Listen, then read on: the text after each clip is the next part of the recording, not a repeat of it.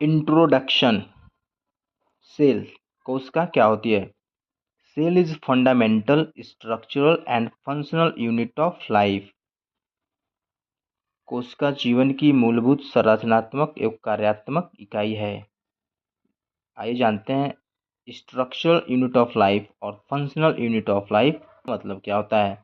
Structural unit of life का मतलब होता है इवेरी ऑर्गेनिज्म, धरती पर जितने भी जीव हैं, चाहे यूनिसेलुलर या मल्टी सेलुलर, इस सेल से ही मिलके बने होते हैं। स्ट्रक्चरल यूनिट लाइफ मतलब ये होगा।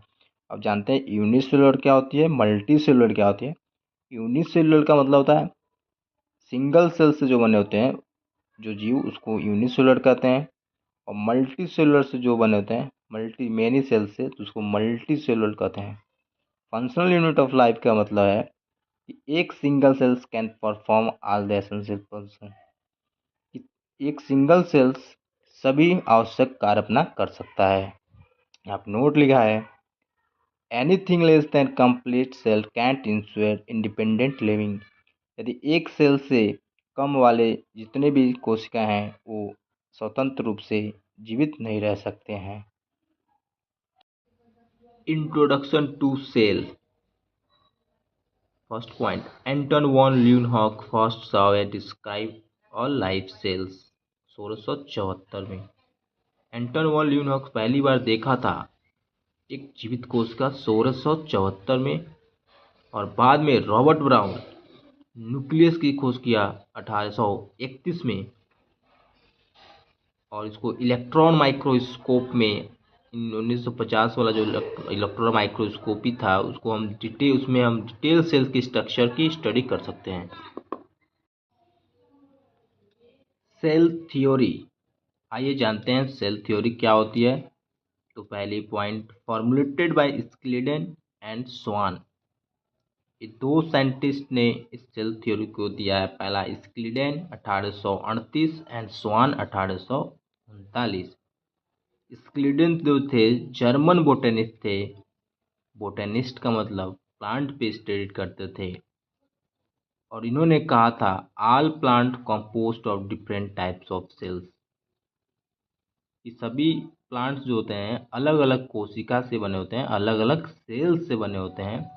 और स्वान ने कहा था, जर्मन जूलॉजिस्ट थे एंड एल्सो प्लांट स्टडी, ये जर्मन जूलॉजिस्ट थे, साथ ही प्लांट पे भी स्टडी किया था। और एक हाइपोथेसिस दे दिया इसके बेस पे कि all plants and animals composed of cells and product of sales.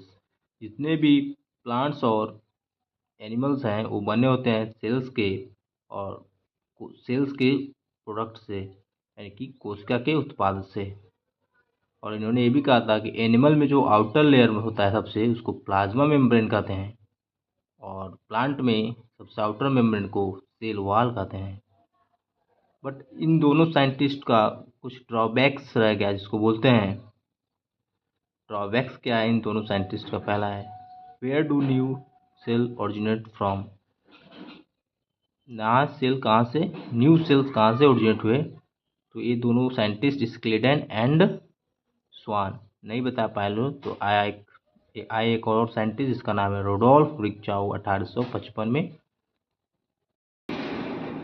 Rudolf रिक्चाउ 1855 में आए और इन्होंने क्या किया, फाइनल शेप दिया सेल थ्योरी का। और इन्होंने कहा, जो सवाल था स्क्लीडन और स्वान लोग का, कहाँ से न्यू सेल राइज, तो इन्होंने बताया new cell rise from pre existing cells. इसको ओमनी सेलुला ई सेलुला कहा जाता है। सेल थ्योरी को अब समराइज्ड एज समझा जाता है। पहला, all living organism composed of cells and product of cells. जितने भी लिविंग ऑर्गेनिज्म होते हैं वो सेल से बने होते हैं एंड सेल्स के उत्पाद से बने होते हैं। दूसरा, all cell rise from pre existing cells. Pre existing cells का होता था पुराने वाले सेल्स से ही। सेल थ्योरी का एक्सेप्शन है virus, because virus non living है।